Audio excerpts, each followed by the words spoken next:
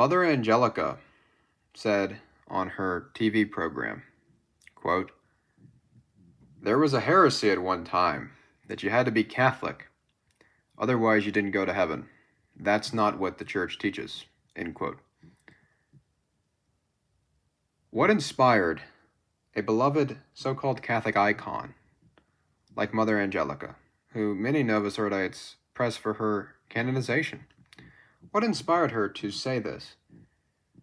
Obviously, she's being a faithful slave of Vatican II. It's absurd. This is the exact opposite of what the church teaches. Absolutely disgraceful. Who was there to correct her, by the way? She's well known. Who corrected her? Did the so-called Vicar of Christ at the time do that? Of course not. He believes the same garbage. Of course not. Mother Teresa, which is one of the holiest people in their view, she's not, but that's in their view. In A Simple Path, Ballantine Books, 1995, page 31, said, quote, "I've always said we should help a Hindu become a better Hindu, a Muslim become a better Muslim, a Catholic become a better Catholic," end quote. What would inspire Mother Teresa, the so-called holiest person, one of them, of the Vatican II sect, to say such evil and erroneous things, to confirm people in the sincere dictates of their conscience, as Vatican II puts it? Well, because that's what it says. That's what it says.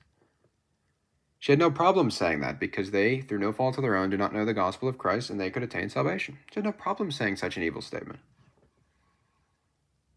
Surely this is not something a Catholic nor a Catholic saint would say. Bill O'Reilly, when talking to a Universalist on his show, talking to a Universalist who didn't believe in hell, who pointed out that mainline Christian doctrine is that people like Gandhi go to hell. People that don't believe in Jesus go to hell. Not just Hitler and Pol Pot, but even people that don't believe in Jesus. Bill O'Reilly said, that's not what the church teaches. Quote, "Non-Christians who seek with a sincere heart, which would be Gandhi, and moved by his grace as they know it through the dictates of conscience, can also be saved without water baptism. They are said to desire it implicitly." That is called baptism of desire. And that's actually from Vatican II, I believe. Or some Vatican II Pope made that statement. But that's what they believe. And notice how he believes that an individual like Gandhi can be saved.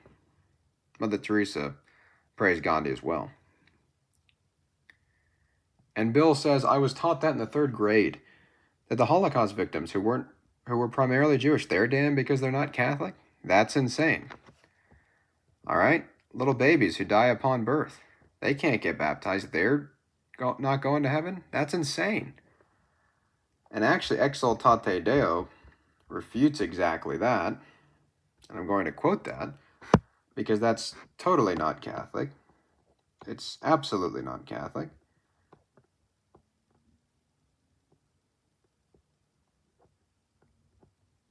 And I'll find it here. 1 second.